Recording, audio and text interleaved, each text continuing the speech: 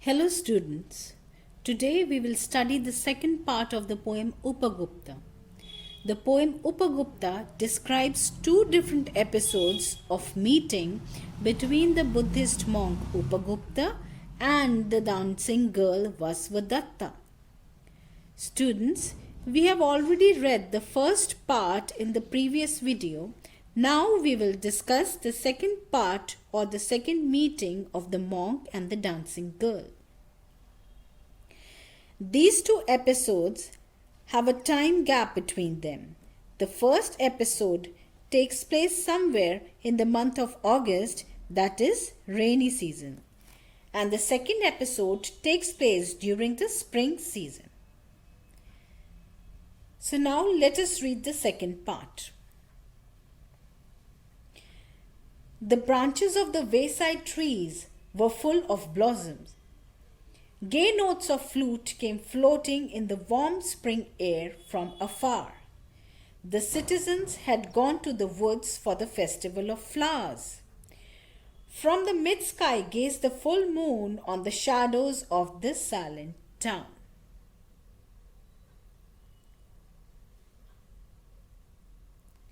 Students, it was spring season, hence the branches of the roadside trees were all covered with flowers. Nature was at its best. The atmosphere was full of natural beauty. The warm spring air was full of fragrance of the flowers. The people of the town Mathura had gone to the woods to celebrate the festival of flowers. They were all in a jovial, cheerful, and celebratory mood, so they were singing and dancing. The happy notes of flute could be heard in the warm spring of air from a distance.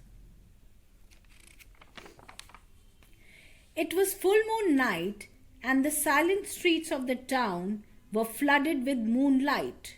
The streets were silent because the people of Mathura had gone to the forest to celebrate the festival of flowers.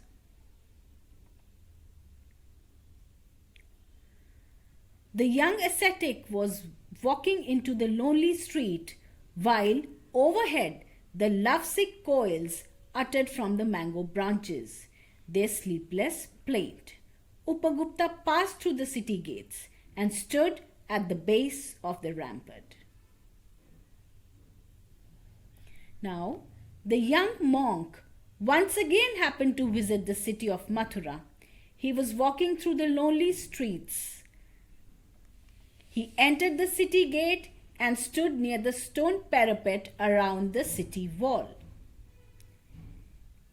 Mating calls of male koel to attract its partner could be heard from the mango branches.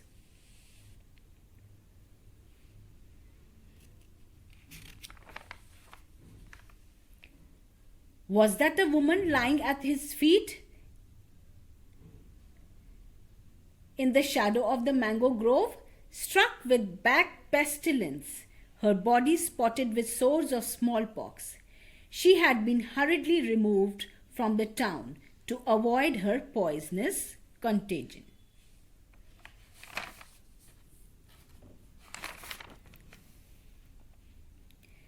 Upagupta, the monk, finds the dancing girl lying on the ground outside the city of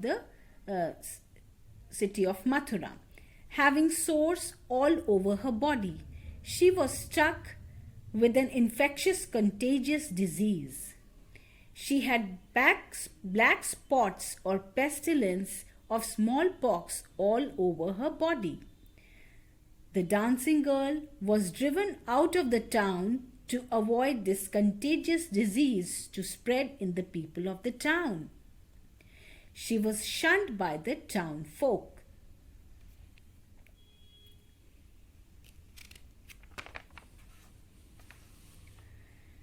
The ascetic sat by her side, took her head on her knees, and moistened her lips with water and smeared her body with sandal balm. "Who are you, merciful one?" asked the woman.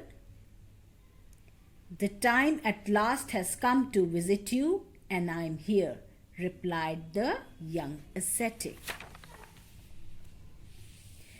Now, when the monk saw the dancing girl in this miserable condition, he sat by her side, took her head on her knees, and nursed the dancing girl by moistening her lips with water. Then he applied sandalwood balm on her sored body. The sandalwood paste gave a very soothing effect to the dancing girl.